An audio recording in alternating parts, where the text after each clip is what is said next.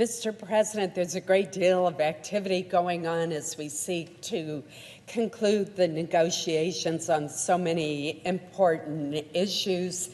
And I don't want us, however, to lose sight of the expiration of the authorization of the Older Americans Act, a very important law that makes a big difference for many of our seniors all across our country. So I rise today to introduce a reauthorization of that important law called the Modernization of the Older Americans Act. I'm pleased to sponsor this reauthorization with Senator Bob Casey, who serves as the ranking member of the Senate Aging Committee, of which I am the chair. Since 1965, the Older Americans Act has ensured that seniors receive the support that they need to grow older independently and with dignity. The OAA programs provide nutritious food, transportation, assistance to caregivers, and in-home services for older adults. Our investments foster a sense of community for older adults and save taxpayers money by reducing hospitalizations and the need for long-term residential care.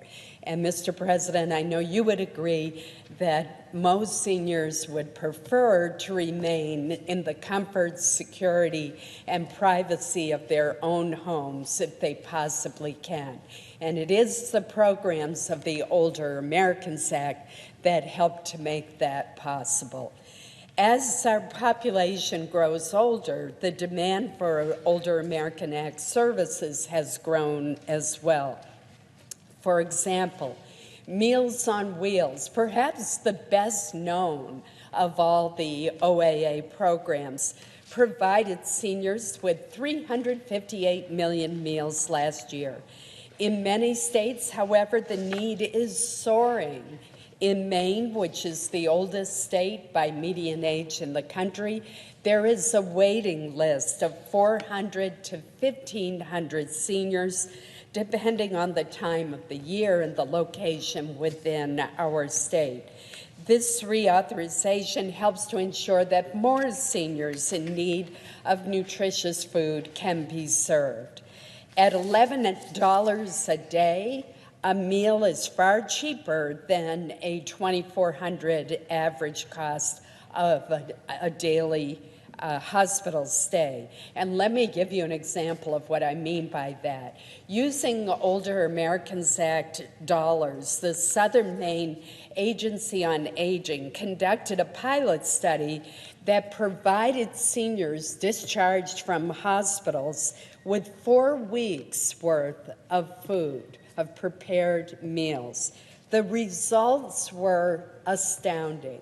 Hospital readmissions were reduced by 38%. The Older Americans Act is a shining example of a federal policy that works.